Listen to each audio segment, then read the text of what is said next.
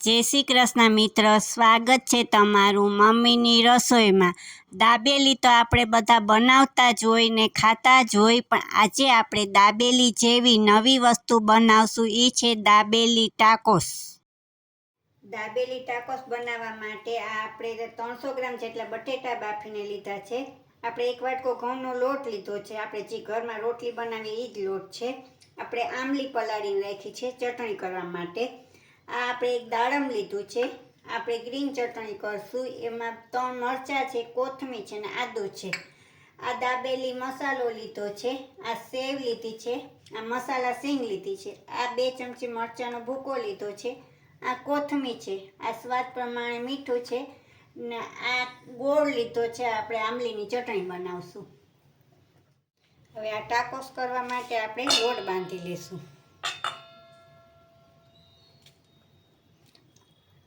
આ થોડોક આપણે અટામણ માટે રાખી લઈશું। થોડુંક આપણે મીઠું નાખશું। જેવો આપણે રોટલીનો લોટ બાંધીએ ને એવો જ આપણે બાંધવાનો છે।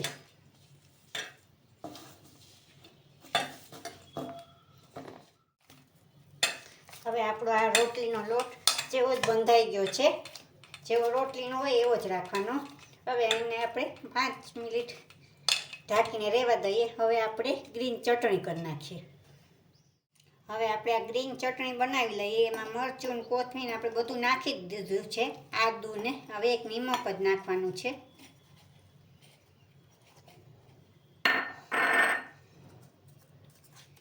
આપણે આ થોડુંક નિમક નાખી હવે એને આપણે બ્લેન્ડરમાં ફેરવી લેશું।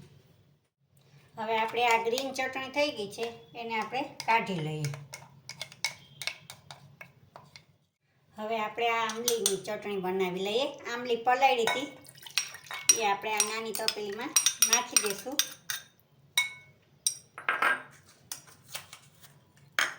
આપણે હવે ગોળે નાખી દઈશું એમાં। હવે આને આપણે ઉકાળી લેશું।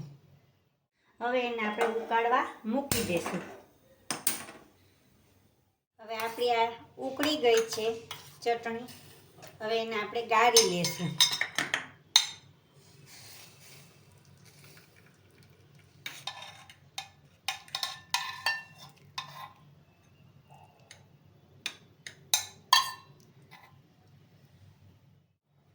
હવે આપણે થોડુંક નિમક નાખી દઈશું ને થોડુંક મરચાંનો ભૂકો નાખી ને આપણે એને હલાવી લઈએ।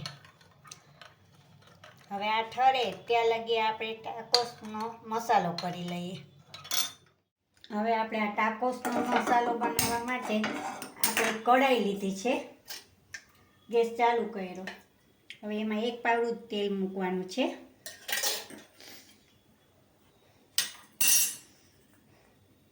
આપણે ધીમે તાપે ચોલું કરવાનું છે, બહુ કંઈ તેલ થવા દેવાનું નથી। હવે આ આપણે 1 ચમચી મરચાંનો ભૂકો નાખ્યો છે, એને આપણે હલાવી લેવાનું।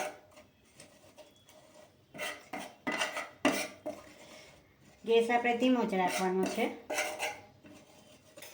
હવે આપણે આ દાબેલીનો મસાલો છે એમાં આપણે થોડુંક પાણી નાખશું।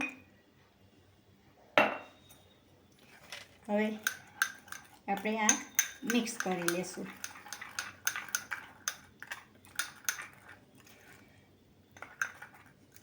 મિક્સ થઈ જાય એટલું પાણી નાખવાનું। આપણે મિક્સ કરી લીધું છે। હવે આપણો ગેસ ધીમો જ છે, આપણે અંદર નાખવાનું। હવે એને ધીમે તાપે હલાવી લેવાનું।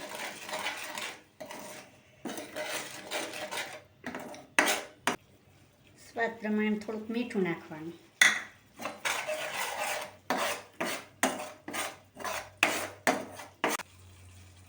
હવે આપણે થોડુંક આમલીનું પાણી નાખશું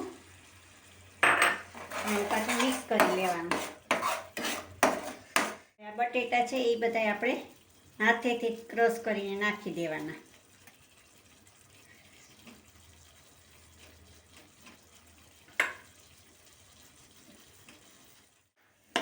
બધું બટેટા બધા સરખા મિક્સ થઈ જાય ત્યાં લગી આપણે એને હલાવી લેવાનું। બધું મિક્સ કરી લેવાનું બટેટાને, મસાલો ને બધું।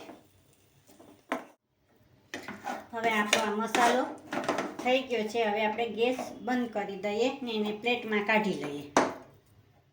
હવે એને આપણે આ નાની પ્લેટમાં કાઢી લઈએ.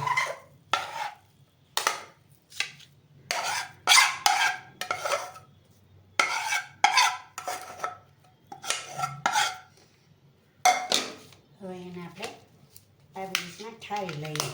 પ્લેટમાં બધે પોળો કરી દઈએ.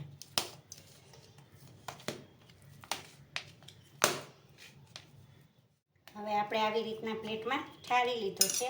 આપણે ઉપરથી થોડીક સીંગ પછી નાખશું ને હમણાં નાખીને એને દબાવી લઈએ.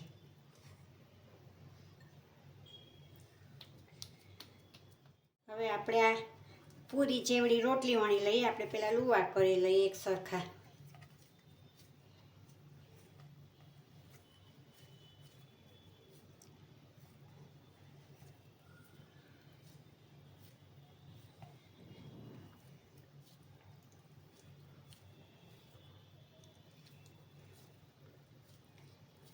આપણે બધા લુવા કરી લીધા. હવે આપણે ગોળનું વાળી ને નાની રોટલી કહો તો નાની રોટલી, પૂરી કહો તો પૂરી, એવડું આપણે વણી લઈશું. અટામણનો લોટ લઈ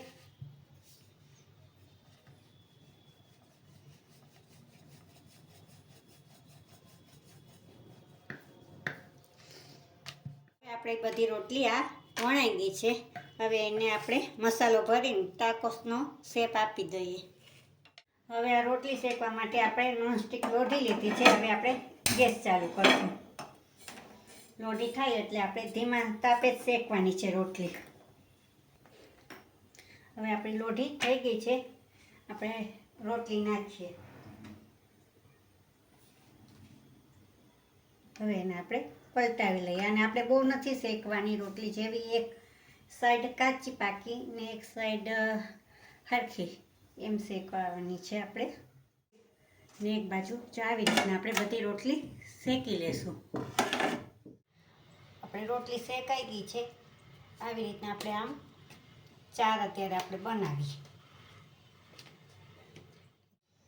હવે આપણે આ ગ્રીન ચટણી કરી હતી એ આપણે આવી રીતના બધી રોટલી પર આપણે લગાડી દઈશું.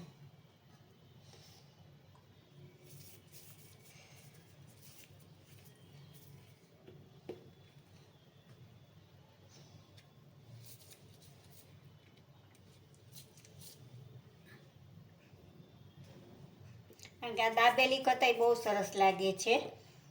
દાબેલીમાં તો હજી મેંદાનો ભાગ ને હોય પાઉંમાં ને, એટલે હવે આપણે આંબલી ખજૂરની જરાક આપણે નાખી દઈશું. કારણ કે આપણે થોડીક જ નાખશું, કારણ કે આપણે માવો બનાવ્યો હતો દાબેલીનો, એમાં નાખી હતી એટલે.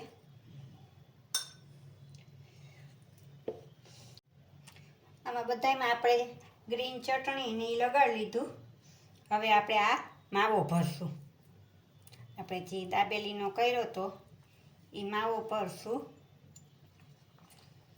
પછી થોડીક આપણે મસાલા સીંગ છે એ નાખશું. થોડાક દાડમના દાણા નાખશું. થોડીક ડુંગળી, તમે ન ખાતા હોય ને ન નાખો તોય વાંધો નહીં, દાબેલીમાં તો હોય ડુંગળી. હવે આપણે ઉપરથી ચીઝ નાખી દઈશું, એટલે છોકરાઓને બહુ ભાવે ચીઝવાળું હોય ને એટલે.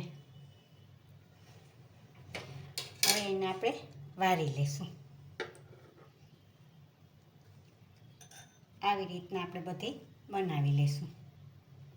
હવે બધાય આપણા ટાકોસ વળી ગયા છે. હવે એને આપણે શેકી લઈએ. હવે શેકવા માટે આપણે નોનસ્ટિક લોઢી લીધી છે.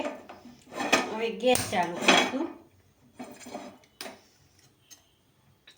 આપણે એમાં ઘી નાખશું. તમારે બટર નાખવું હોય તો બટરથી તમે શેકી શકો, પણ મેં અત્યારે ઘીથી શેકી છે.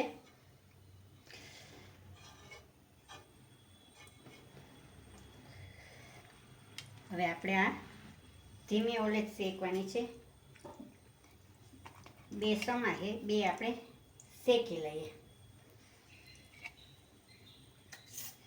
જો ઉપરથી આપણે ઘી નાખીએ. ઘીથી સરસ લાગે અને બટરથી સરસ લાગે, જે તમને યોગ્ય લાગે એનાથી તમારે શેકવી. હવે આપણે આ શેકાઈ ગઈ છે, એને પ્લેટમાં કાઢી લઈએ. હવે આપણે બીજી શેકવા મૂકી દઈએ. શેકાઈ ગઈ છે, હવે એમાં આપણે સિંગ ને એ બધું નાખી દઈએ.